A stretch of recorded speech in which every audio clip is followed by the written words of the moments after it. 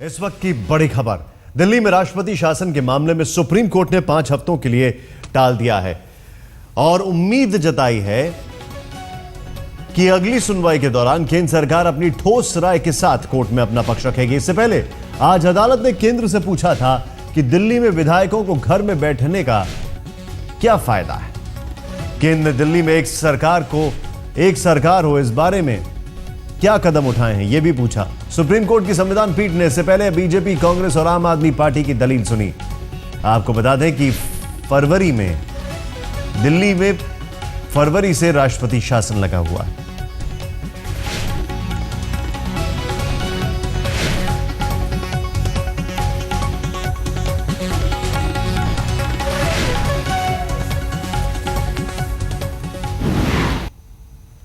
संजय इस वक्त हमारे सहयोगी हमारे साथ है। संजय, कोर्ट में किसने क्या क्या दलील दी, दोनों तरफ की अगर बात की जाए तो? कोर्ट में दलील मुख्य रूप से ये दी गई, आम आदमी पार्टी ने कहा कि हमारे पास मेजॉरिटी नहीं है, लिहाजा हम सरकार नहीं बना सकते। बीजेपी का ये कहना था कि लेफ्टिनेंट गवर्नर जब उन्हें बुलाएंगे सरकार बनाने के लिए तब वो तलाश करेंगे कि क्या क्या संभावनाएं हो सकती हैं। और कांग्रेस ने सिंपली ये कह दिया कि उनके पास तो 8 ही सीटें हैं, लिहाजा वो कुछ करने की हालत में नहीं है। उसने अपनी तरफ से बहुत कोशिश की कि आम आदमी पार्टी की सरकार चले, लेकिन वो सरकार नहीं चल पाई और उसमें उनकी कोई गलती नहीं है।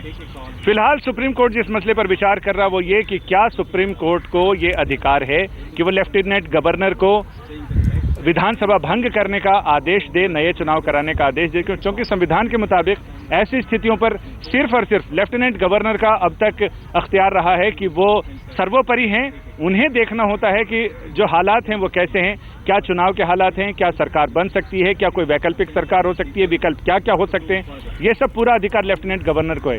लेकिन लेफ्टिनेंट गवर्नर अभी तक सस्पेंडेड एनिमेशन में चल रहा है मामला, विधानसभा सस्पेंडेड एनिमेशन चल रही है, लिहाजा सुप्रीम कोर्ट से अपील की गई कि वो लेफ्टिनेंट गवर्नर को आदेश दें।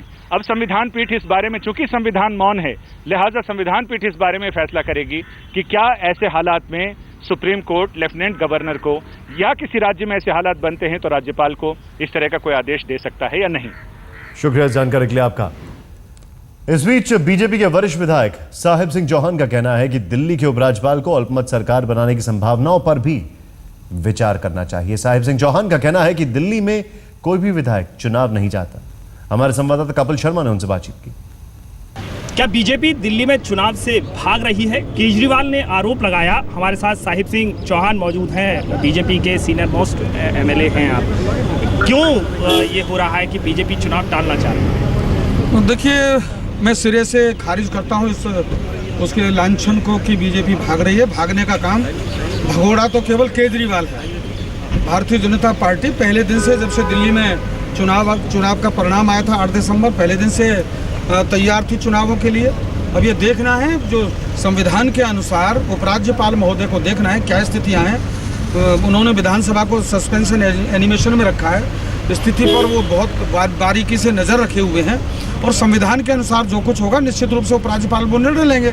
लेकिन विपक्षी पार्टियां लगातार आरोप लगाती रही हैं कि कहीं ना कहीं बीजेपी संभावना तलाश रही है, तो क्या कोई संभावना बनी हुई है, सरकार बन सकती है? देखिए, मेरा कहना यह है कि जब तक दिल्ली विधानसभा भंग नहीं होती, भारत का संविधान में सदैव संभावनाएं सरकार की रहती हैं। आप झारखंड का देखिए, केवल एक इंडिपेंडेंट मुख्यमंत्री बन गया था। तो कोई भी हालात किसी भी समय कुछ भी हो सकते हैं। आज 7-8 महीने के दौरान 3 चुनाव दिल्ली की जनता पर थोप करके, करोड़ों रुपए खर्च करके दिल्ली की जनता का पैसा जाया करने के लिए आज दिल्ली की जनता भी नहीं चाहती चुनाव, और ऐसी स्थिति में ठीक भी नहीं होगा। तो कहीं ऐसा नहीं कहा जा सकता कि सरकार बननी चाहिए, मतलब आप भी ये मानते हैं? नहीं, सरकार जब बनाने के लिए यानी दिल्ली की जनता ने भेजा है, लेकिन ये बाध्यता नहीं है कि सरकार नहीं बन सकती। संभावनाएं संविधान अलाउ करता है, लास्ट डे तक भी संभावनाएं संविधान में रहती हैं।